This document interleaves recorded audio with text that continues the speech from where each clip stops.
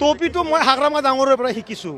হাগ্ৰামা ডাঙৰীয়াই কি হ'ল, নিৰ্বাচন আহিলে তেখেতো মানে টুপি পিন্ধি পেলাই মছজিদে যায় আৰু কি বুলি কয় ৰজা পাতিবলৈ যায়। গতিকে ময়ো এতিয়া হাগ্ৰামা ডাঙৰীয়াই যেনেকৈ মুছলমানৰ ভোটটো বহুত পায় টুপি পিন্ধি, ময়ো এইকাৰণে এতিয়া মানে টুপিটো পিন্ধি ঘূৰি আছোঁ যাতে আমাৰো 2-4টা মুছলমানটো আৰু ভোটটো বাঢ়ে।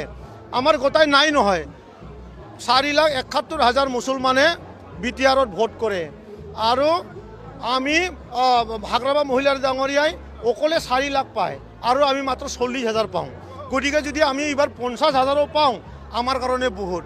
আমি ভাবিছোঁ এইবাৰ মোৰ টুপিয়ে 10,000 ভোট মানে মুছলমানৰ ভোটটো ল'বলৈ আমি সক্ষম হ'ম। NDAৰ লগত NDA এই সময়ত আমাক এলাহি কৰিছে।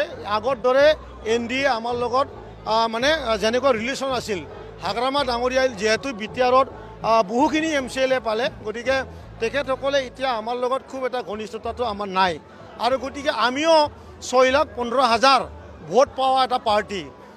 BPF-এ 7,90,000 ভোট পাইছে যোৱা BTC ইলেকশ্যনত আৰু আমি পাইছোঁ 6,15,000। ডিফাৰেঞ্চটো 1,77,000, অনলি 177। আমি যদি 1 লাখ ভোট পাওঁ তেনেহ'লে হাগ্ৰামা 6 লাখ, আমি 7 লাখ।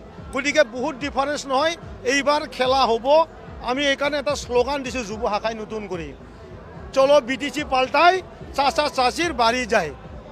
আমি নতুনকৈ এটা মানে আমাৰ BTCৰ কাৰণে আমাৰ যুৱ শাখাই নতুন এটা উদ্যমেৰে এটা মুছলমান সমাজৰ যি আমাৰ আই মাতৃসকল আছে, চাচাসকল আছে, চাচীসকল আছে, যাতে তেখেতসকলক হাগ্ৰামাৰ যি মানে ঠগবাজ যি ৰাজনীতিক এইটো যাতে কাণত ফুচফুচ পাঁচ কৰি আমি যেন হাগ্ৰামাই যিমান ভোট পায় মুছলমানত তাতছে আমিও 2টা হাতত আমিও ভোট ল'ব পাৰোঁ, তাৰ কাম আমি কৰি আছোঁ।